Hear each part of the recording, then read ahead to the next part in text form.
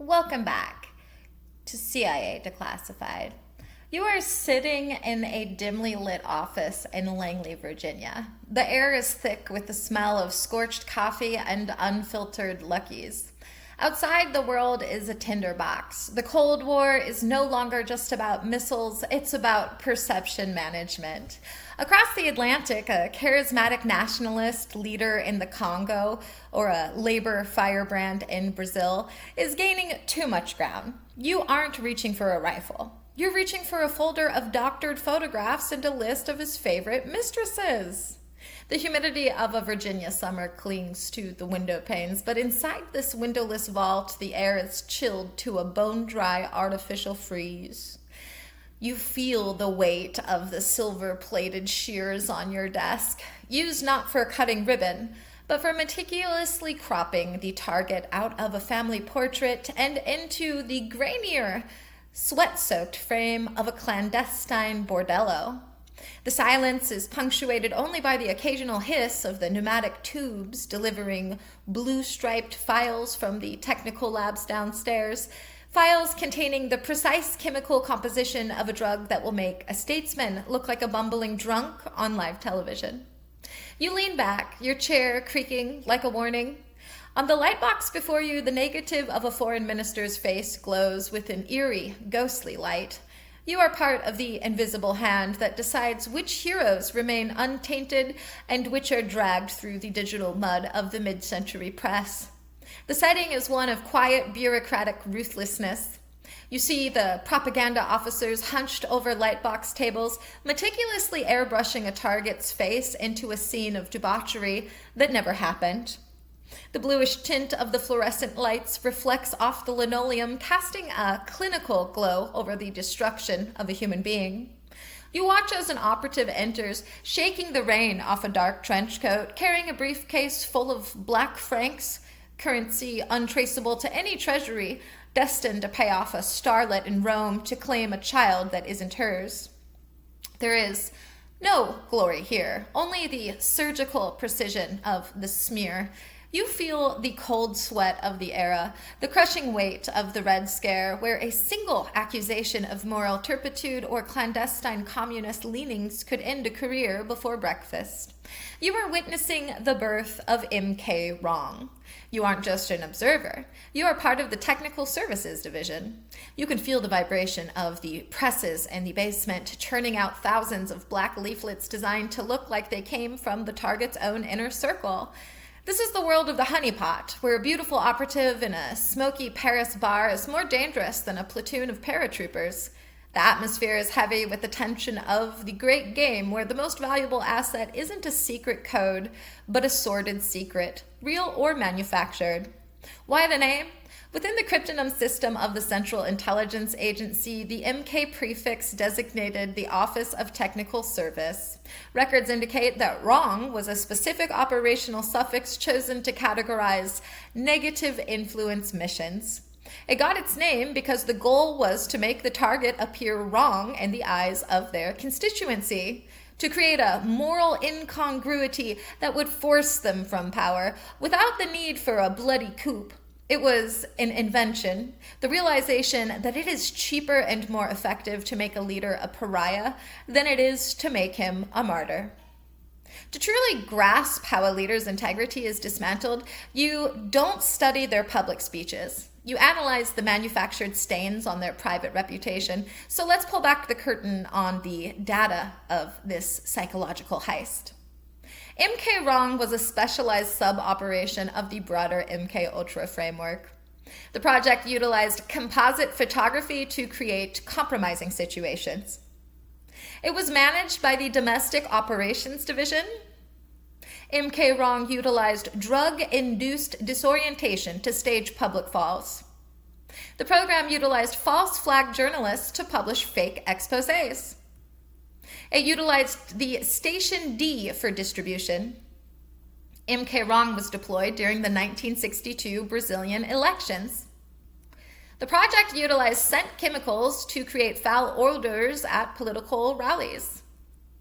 It identified sexual insecurities in world leaders for targeted smears. MKWRONG used anonymous tip lines to overwhelm local police with false leads. Operatives used itching power in the suites of speakers to make them appear agitated or nervous. The CIA produced a fake pornographic film featuring a lookalike of Indonesian President Sukarno. Black radio stations were set up to broadcast fabricated rumors of leadership infighting. MKWRONG analysts studied local taboos to ensure scandals were culturally devastating.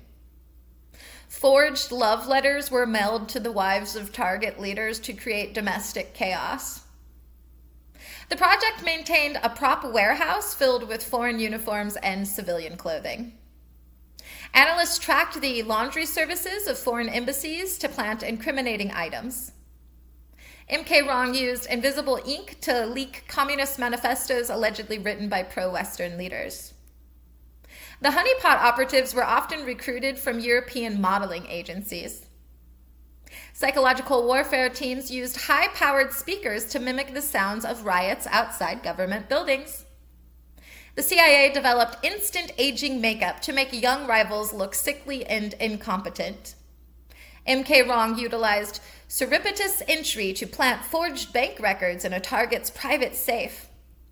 The program used subliminal messaging and cinema newsreels to associate targets with negative imagery. Operatives salted the garbage of targets with fake receipts for luxury items during famines. The CIA paid for fake protests where actors held signs denouncing the target's secret life. MKWRONG's scripts included canned laughter on radio broadcasts to mock serious speeches. The project utilized bait-and-switch tactics, leaking a real minor secret to gain trust before leaking a huge fake one. Analysts used voice stress analysis on radio interviews to find a target's conversational weak spots. MKWRONG created counterfeit currency to link a leader to inflation and economic collapse. The CIA used microdot technology to smuggle scandal instructions into foreign countries. Operation PB Success in Guatemala utilized early MKWRONG techniques to spread rumors of army desertion. The project utilized ghostwriters to draft fake memoirs of disgruntled ex-aides. MKWRONG operatives were trained in lockpicking to plant bugs in hotel rooms. The CIA used night vision photography as early as the late 50s for clandestine scandal gathering. Character assassination was officially listed as a non-lethal alternative to kinetic action. MKWRONG files were often cross-referenced with KGB defection reports. The program used fake telegrams to cancel important meetings and make leaders look disorganized. Operatives used laxatives in the food of targets before long public televised events. The CIA maintained a database of social slurs that were most effective in various cultures. MKWRONG utilized aerial leaflet drops over remote villages to bypass government censorship. The program created fake religious omens to discredit secular leaders in pious regions.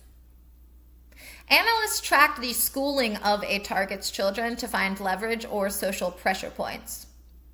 MKWRONG used white noise to prevent targets from sleeping before major press conferences. The project used forged medical records to claim a leader had a terminal or shameful disease. CIA art departments could mimic any handwriting style with 99% accuracy. MKWRONG used hidden microphones in the headboards of honeypot beds. The program utilized foreign national assets to provide a local face to the scandals. CIA psychologists developed isolation protocols to make a target feel abandoned by their allies. MKWRONG utilized delayed release rumors that would peak exactly during election cycles. The project used fake astrology charts and newspapers to predict a leader's downfall. Operatives planted stolen artifacts in a target's home to accuse them of looting national heritage. MKWRONG used bribed servants to report on the private conversations of world leaders. The program created fake secret societies and invited targets to join to frame them for conspiracy. Technical Services developed a camera hidden inside a standard pack of cigarettes. MKWRONG was the first program to use statistical modeling to predict the half-life of a scandal. Quote from a declassified internal memo dated 1963. The objective is not to kill the man, but to kill the man's ability to lead. A disgraced hero is more useless than a dead one. A declassified CIA training manual for the M branch. We are in the business of creating unambiguous moral failure where none exist. A statement by a former deputy director of plans during the church committee hearings. A well-placed photograph of a man in the wrong bed is worth more than 1,000 tons of propaganda. A declassified 1965 Office of National Estimates report. The psychological degradation of a foreign leader is a force multiplier for our diplomatic objectives. A declassified MKWRONG operational briefing. We must ensure that the target's own cultural values are the teeth of the trap we set. A declassified internal CIA memorandum on character assassination. Reputation is a fragile architecture. We are simply the demolition crew.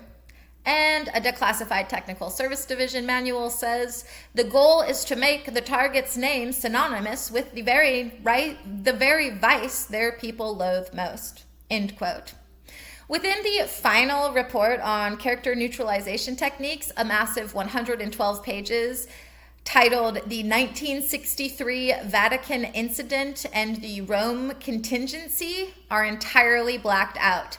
These redactions are protected under several layers of secrecy, most notably Exemption B1, Exemption B3, and Exemption B7. B1 refers to national security information. It means the data is classified by executive order to protect defense or foreign policy. B3 is the statutory exemption protecting information specifically prohibited from disclosure by other federal laws, in this case likely the CIA Act of 1949, which shields the agency's internal structure and personnel. And Exemption B7, which protects records compiled for law enforcement purposes, specifically to prevent the disclosure of investigative techniques and procedures. I suspect these pages detail the direct clerical subversion protocols, specifically the methods used to blackmail or discredit high-ranking members of the Catholic Church to prevent them from supporting leftist movements in Italy. Speculation suggests the redacted portions cover induced pedophile scandals, the creation of false evidence to link religious leaders to sexual crimes to shatter their moral authority. I think the redactions likely hide the de Gaulle defamation plan, the psychological profile and staged infidelity used to attempt to humble the French president during his defiance of NATO. And I'm not the only one with theories. In a world built on lies, the only thing more dangerous than the truth is a better lie.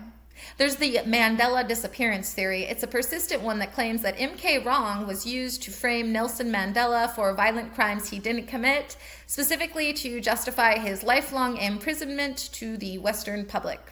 Then there's the Kennedy sex tape speculation. Some believe the project successfully recorded a compromising video of John F. Kennedy, which was then used by the CIA to blackmail the president into approving the Bay of Pigs invasion. There's the suicide script theory. Fringe speculators suggest that the CIA developed a psychological blueprint that would force a target to commit suicide by systematically destroying every relationship they had through forged letters and fake evidence. And then there's the moon landing character guard. A darker speculation suggests that MKWRONG was utilized to discredit any scientist or military official who attempted to leak the truth about the 1969 moon landing, using staged scandals to ensure no one would believe their testimony. Was MKWRONG a success? Tactically, it was a moral guillotine. MKWRONG was an overwhelming success because it proved that information is a kinetic weapon. By leveraging the tabloid instinct of the public, the CIA was able to neutralize targets with a fraction of the cost and risk of an assassination. It turned yellow journalism into a state-sponsored tool, allowing analysts to watch from a distance as a target's own supporters tore them apart. It successfully weaponized the confirmation bias of a target's enemies, ensuring that once a scandal was seeded, the public would do the work of growing it. Its tactical victory lay in the creation of deniable friction. Because the scandals appeared to be domestic or personal in nature, the hand of the United States was rarely suspected. It allowed for the soft removal of leaders in countries where a coup would have caused an international outcry. It proved that if you can control the narrative of a man's character, you don't need to control the man, it's himself. Strategically, it was the poisoning of the global well. The program was a success because it established reputational dominance as a core pillar of U.S. foreign policy. It shifted the strategic focus from regime change to regime delegitimization. By systematically destroying the moral standing of third world leaders, the CIA ensured that no third way alternative to capitalism or communism could ever gain enough public trust to survive. It turned the world stage into a courtroom where the CIA was the judge, the jury, and the secret executioner. However, the long-term strategic cost was the death of trust in international relations. Once the world realized that any scandal could be a CIA plant, legitimate accusations of corruption or abuse became easy to dismiss as Western interference. MKWRONG may have overplayed its hand, creating a world so cynical that it became impossible to build genuine democratic movements. It proved that while you can win a strategic victory by destroying an enemy's name, you also destroy the very foundation of trust upon which any stable global order must be built. The operational and technological breakthroughs of MKWRONG have evolved into the tools that shape our reality. Automated deepfake synthesis is the modern evolution of the composite photography breakthrough developed in the 60s. For humanity today, this logic powers the AI filters on your phone and the CGI in movies, but it also creates a landscape of misinformation where video evidence is no longer proof of reality. The military applies this to visual deception, creating ghost fleets on enemy sensors, while the intelligence community uses it for digital identity masking, allowing operatives to appear as different people in high-definition video calls. Psychographic vulnerability mapping was the operational breakthrough that allowed analysts to find a leader's moral breaking point. For humanity today, this logic is the backbone of targeted social media advertising and political campaigning, where algorithms find the exact fear or desire that will make you click. The military applies this to influence operations during counterinsurgencies to flip the loyalty of local village elders. The intelligence community utilizes it for coercive recruitment, identifying the specific financial or personal pressures that will turn a foreign official into a double agent.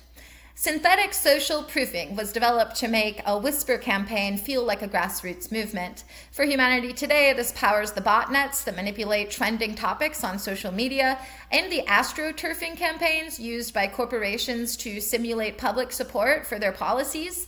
The military applies this to civil military operations to build support for an occupying force, while the intelligence community utilizes it for information laundering, planting a story in a small, obscure outlet and using a network of fake accounts to force it into the mainstream news cycle. Forensic plausibility engineering was the technological breakthrough used to create fake evidence that could withstand scientific scrutiny. For humanity today, this technology is used in cybersecurity to create honeypots that look like real servers to trap hackers. The military applies this to strategic deception, creating realistic battlefield decoys that have the thermal and electronic signature of real tanks. The intelligence community utilizes it for digital forensics manipulation, planting file timestamps and metadata in a target's computer to frame them for a leak or a crime they didn't commit.